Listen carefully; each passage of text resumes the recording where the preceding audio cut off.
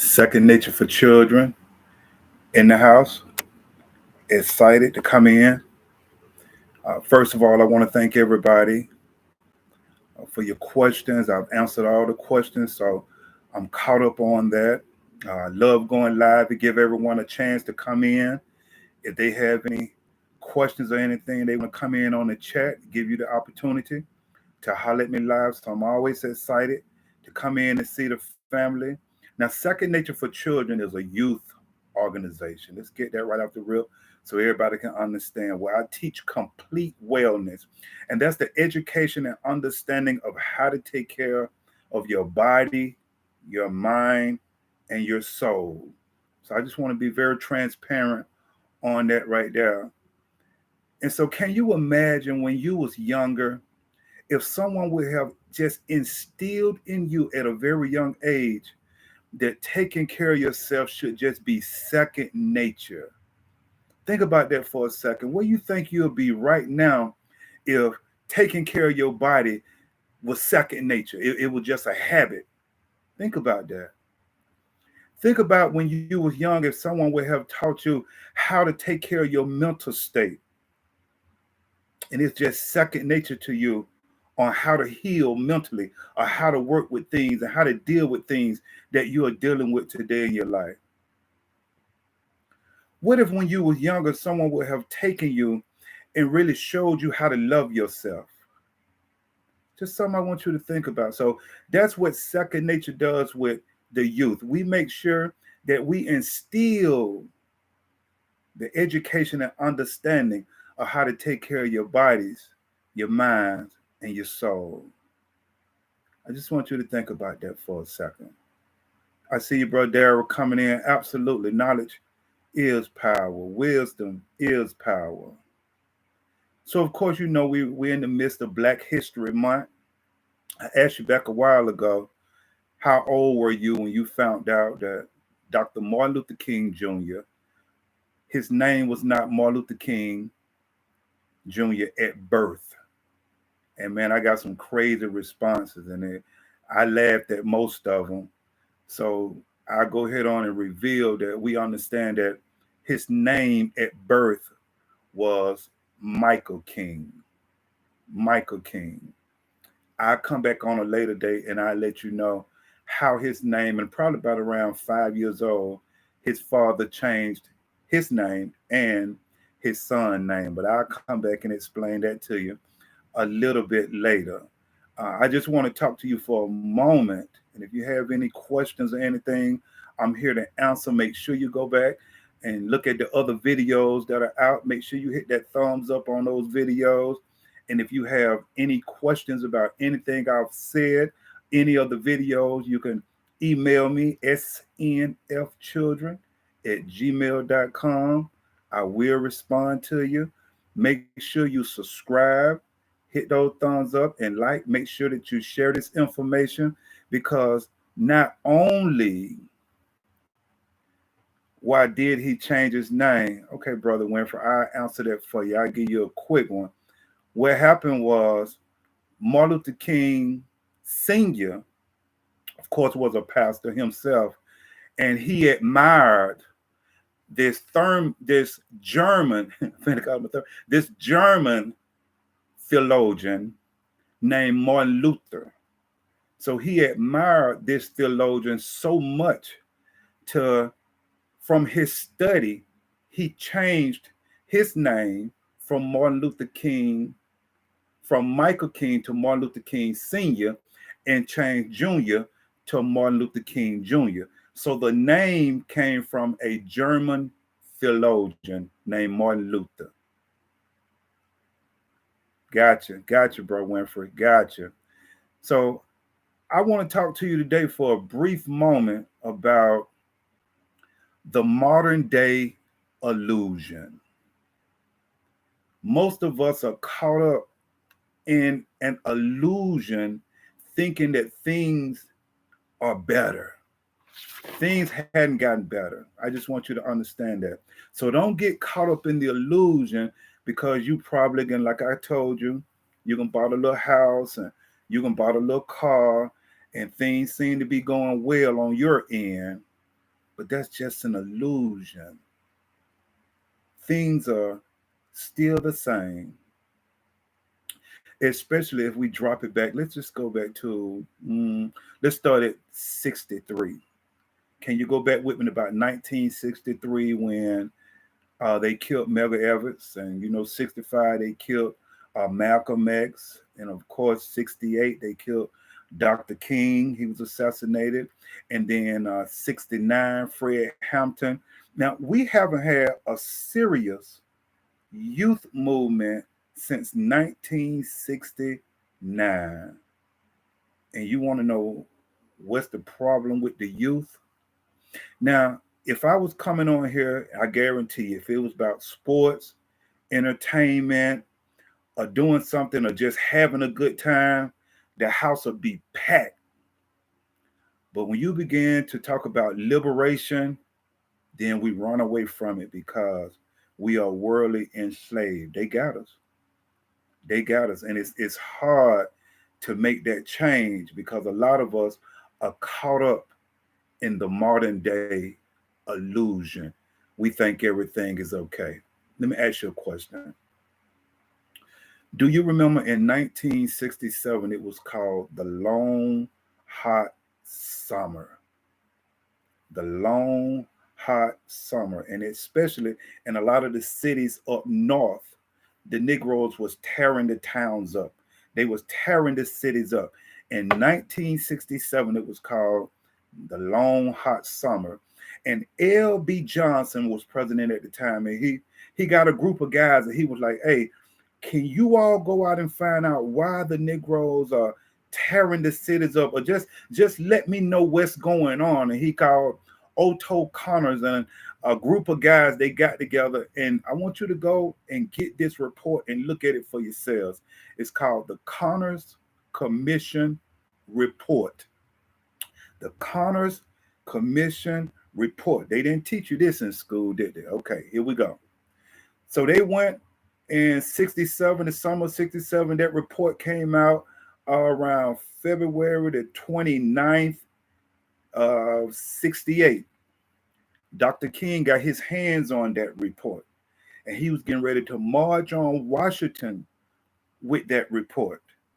But of course, we know that he didn't make it. Now watch this. This was in 1967 to 1968. When that report came out, listen to some of the things that was on that report back in 67 and 68.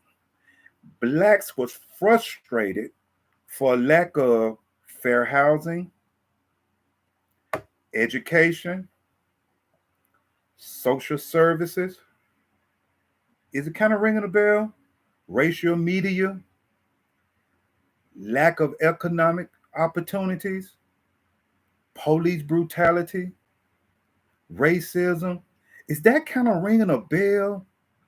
Back in 67, 68, unfair housing, education, social services, racial media, lack of economic opportunities, police brutality, racism. It's 2023. And those things are still resonant. Those things are still ringing a bell right now today. And you think that we have overcome, you think we have made it. And as a people, especially a people of color, we're struggling.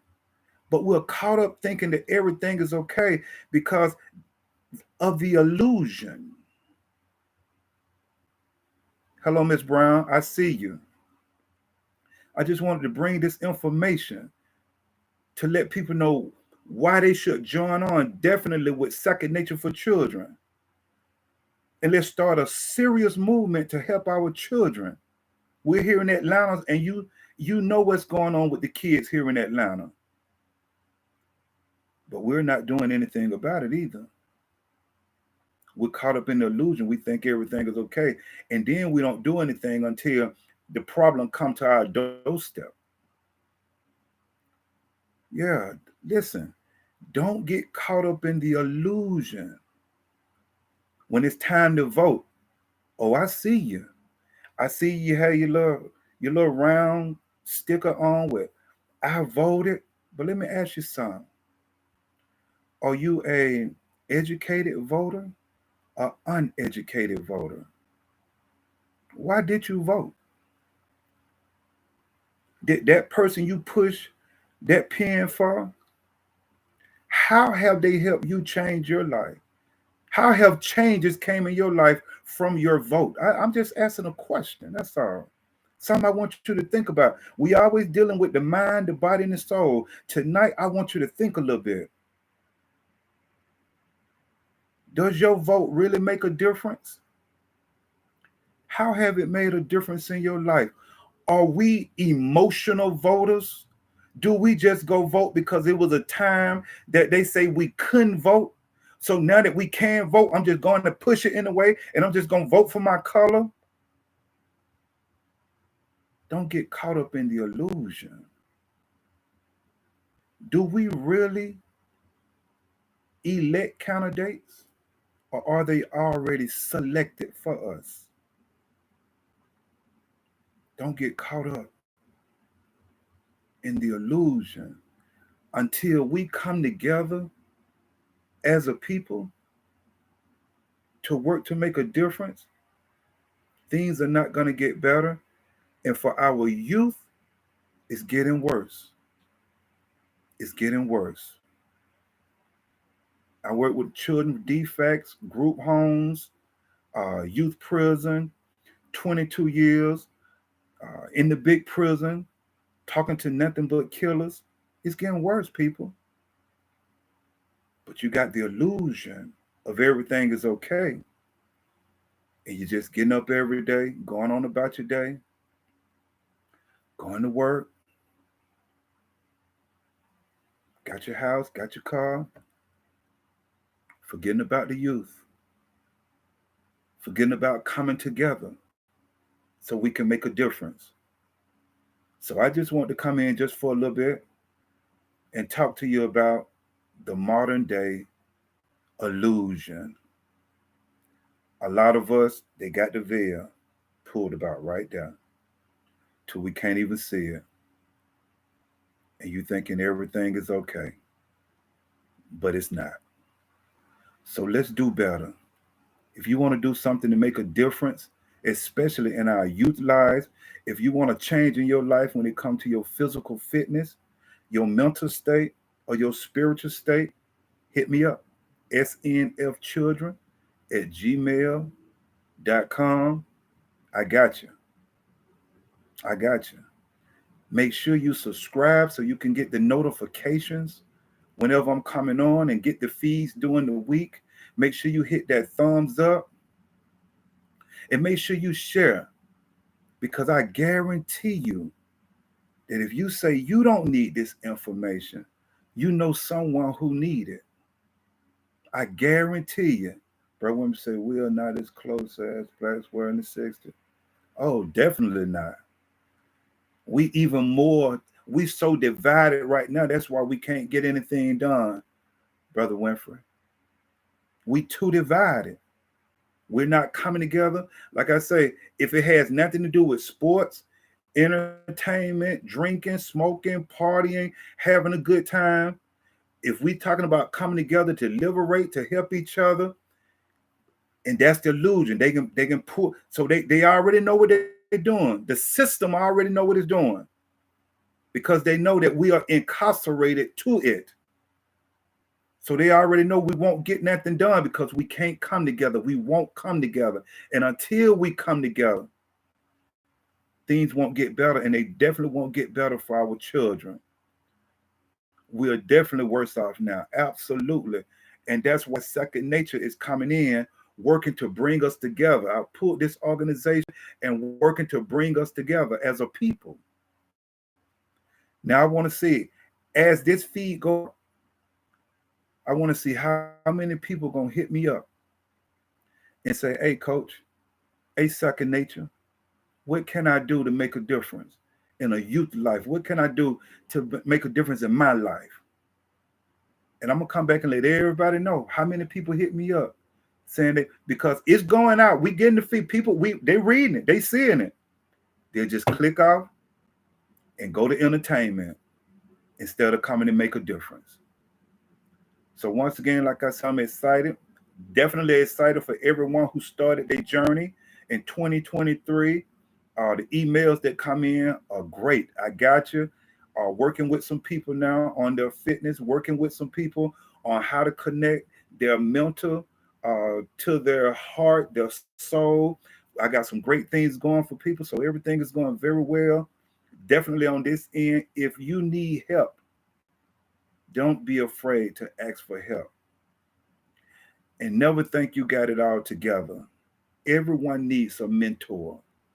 Everyone needs a little help, a little assistance every once in a while. Definitely, bro, Winfrey, we have been miseducated. Carter G. Woodson made that very clear, the miseducation of the Negro. Absolutely. And we are definitely uneducated. And we are lost, and they have pulled the wool over our eyes. And now we're just basically living in a modern day illusion. Make sure you go subscribe. Make sure you hit that thumbs up. Make sure you share this information. If anyone need to hit me up, snfchildren@gmail.com. Bro Winfrey, I see you. If anybody have any questions, I'll take any questions.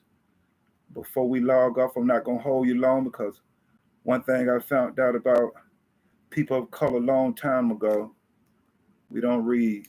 We don't read long. So everybody good. So I want to thank everybody for coming. If you need me, holler at me. The information is in there. Don't let them pull the wool over your eyes. Our children need your help. We must come together as a people if we're going to make a difference. How can we change the mindset? Brother Winfrey say. That's one of the hardest things to do, especially for adults.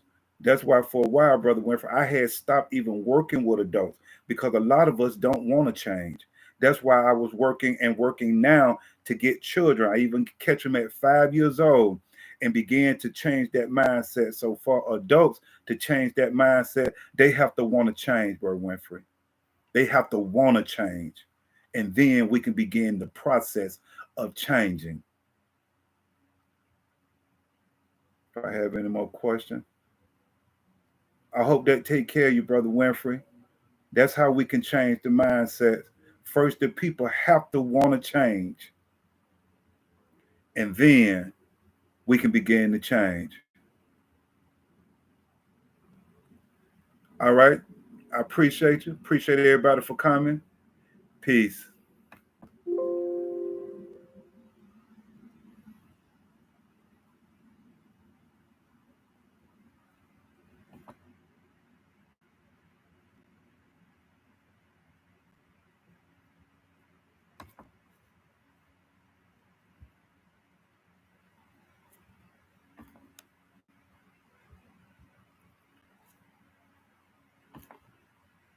We ending right now. It's a little glitch, but I got you. Take care, family.